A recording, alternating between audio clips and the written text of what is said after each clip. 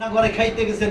যতদিন সত্যভামা দেবী ছিল ঠাকুরের সেবা যত্ন করতে কাউকে দিতেন না। আদ্যাশক্তি মহামায়া যিনি আমার সত্যভামা দেবী গুরজান ঠাকুরের সহধর্মিনী, নিজে সেবা আদি করতেন, কাপড় ধোয়া, তাকে খাইতে দেওয়া, সবকিছু করতেন। এখন মানে এত চাপ, জানলা বেয়ে ঠেলে উঠতেছে, 5টা টাকা দিতেছে, সেই টাকা 5টা নিয়ে ওই কোলবালিশের তলে রেখে দিতেছে, সামনে বড় গামলা। গুরজান ঠাকুর যখন রান্নাঘরটা বেরোলেন, বাবা আমাকে বলছে, আমি বারবার শুনতাম যে সেই মানুষ, যে মানুষের নাম করলে, যাকে স্মরণ করলে সমস্ত পাপ বশীভূত হয়ে যায়, যার স্বরূপ চিন্তা করলে মানুষ জীবন ধন্য হয়ে যায়, কেমন আপনি দেখেছেন?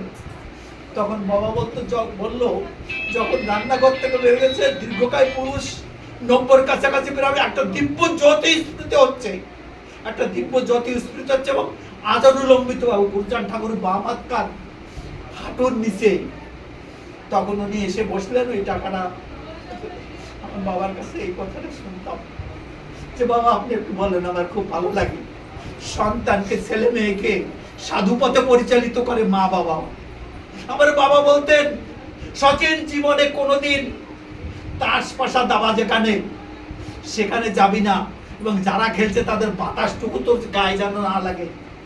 মদ জীবনে খাওয়া দূরের কথা, জীবনে স্পর্শ করিস না।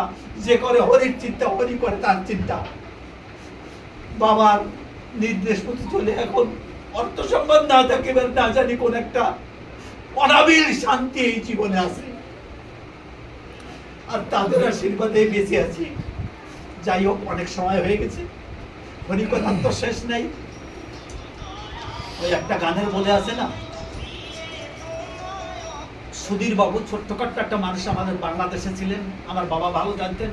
এই সুধীর বাবু একটা গান রচনা করলো, কবে দেহখানি লুটাবে মোর ব্রজধুলার তলে গো, কবে তাপিতঙ্গ শীতল হবে কৃষ্ণ কালিন্দীর জলে গো।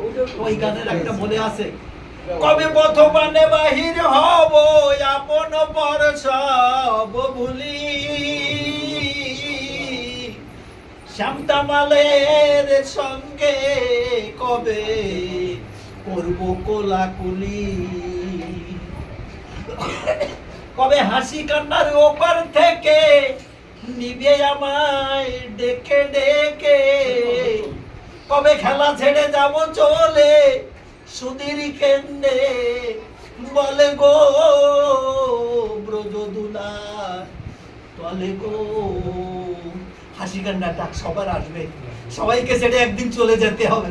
এই জীবনটা থাকতে থাকতে একটু তার স্মরণ মনন, তার নাম একটু করে নিন, যে বান্ধব আর জীবনে আসতে পারি কি না পারি, অন্তত তুমি একটু প্রেম দাও, ভক্তি দাও, তোমার নামে যেন এই প্রেমে 2 ফোঁট প্রেমস্ত্র তোমার শ্রীপাদ পদ্মে দিতে পারি, সাধুগুরুর বাজারে যে তাদের জন্য একটু ভক্তি করতে পারি।